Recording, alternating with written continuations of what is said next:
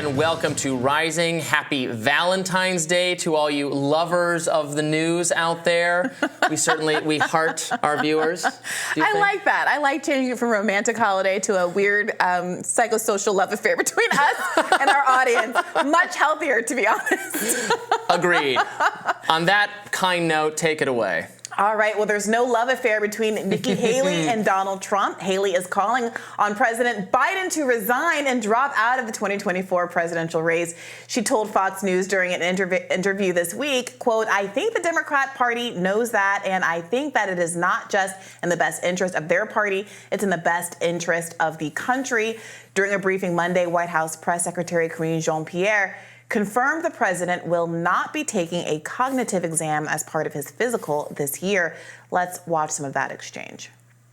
Does the White House think that the idea of the president taking a cognition test, a cognitive test, as a part of this physical is a legitimate idea, particularly just on the heels of the special counsel report, more polling, as my colleague Selena just mentioned, showing that many American people have concerns about that?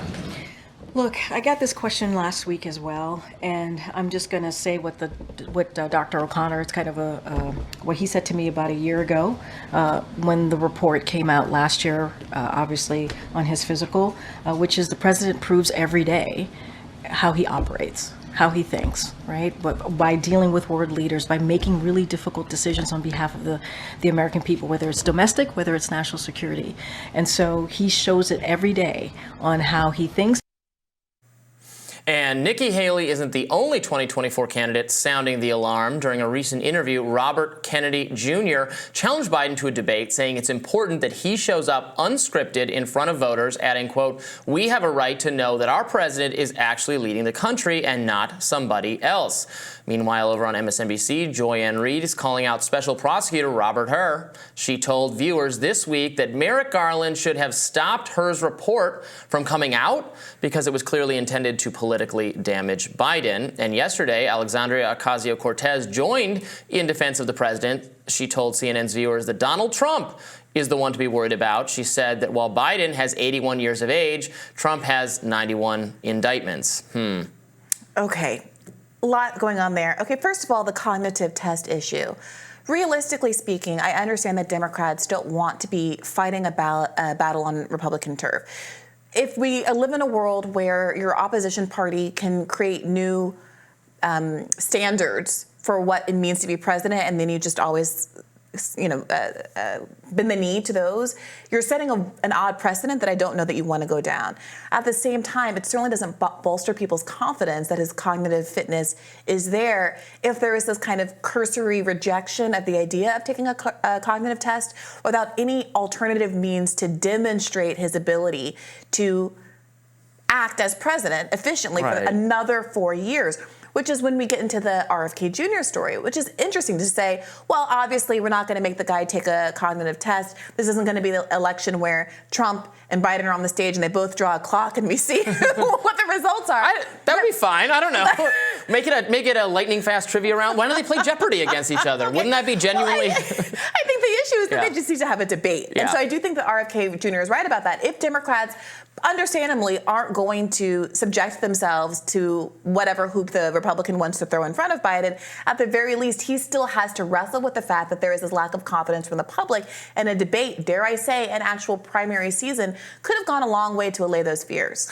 Yeah, absolutely. What do you make of people like AOC and Joy Reed, covering for the statements made against Biden, saying it was wrong, for him to put out this kind of report? Look, obviously complaining about the politicized nature of the DOJ is something both parties have engaged in. Republicans have been very mad about feeling like it's all a persecution thing against Donald Trump. And then, of course, calling to mind Comey's famous remarks about Hillary Clinton when he chose not to, when she was not going to be indicted similarly over the emails, et cetera, and Democrats being thunderously angry that he nevertheless said that there was some wrongdoing there, even though he declined to bring charges. Comey then subsequently became, a hero to the Democratic side and an enemy of Republicans for not getting along with Donald Trump.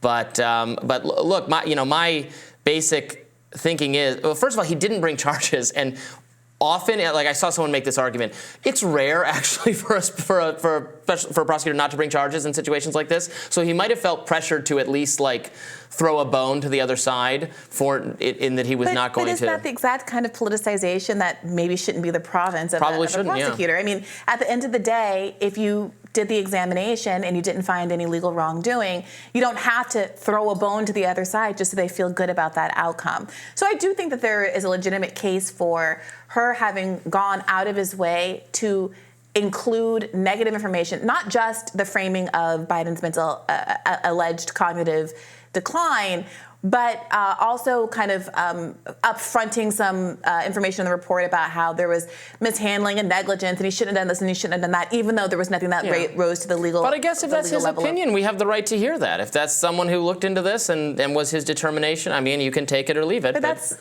whether he has a right to write it isn't really the issue, right? Like the argument isn't we should throw him into a gulag because he wrote an unflattering report. Well, I don't know. I didn't hear the rest of Joy Reed's commentary. I don't know that was off the table. Right. No, the question is whether or not it was appropriate or politicized, and whether we should be increasingly concerned about the growing politicization of our legal system, of our justice system. So I think that's a fair critique. But at the end of the day, getting back to the AOC of it all, that narrow, fair critique of Her's posture in that report doesn't excuse what many folks who once supported AOC on the left, who saw her as someone who could get elected and really challenge the Democratic Party establishment from the inside, who had some hope that the system could be reformed without a complete break of the duopoly.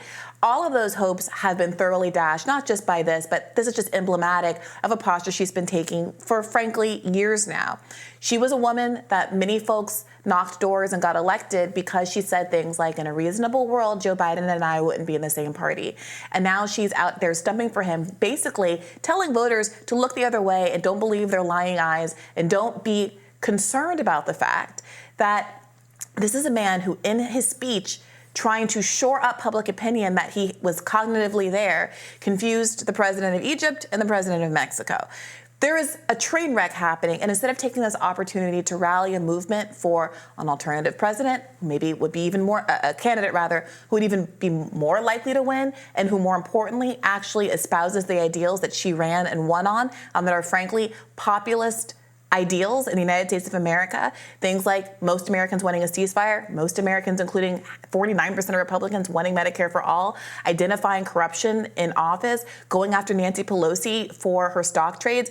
Those are all things that she could be talking about right now in advocacy for another candidate, occupying some of that RFK Jr. lane and claiming it back for the left. Instead, she's stumping for Biden. Yeah, her and everyone else. Yeah. Her and all the other ostensibly progressive members of Congress all saying the same thing, despite there being, as you frequently point out, more frustration with Biden on issues that are important to progressives than ever before. There was an unhappy marriage to begin with, yep. And now it's gone beyond that. But the specter of Trump supposedly going to unite all of the Democrats to come out and vote against him. But I think we have a lot of questions whether that's how it's actually going to shake out. Yep. More Rising right after this.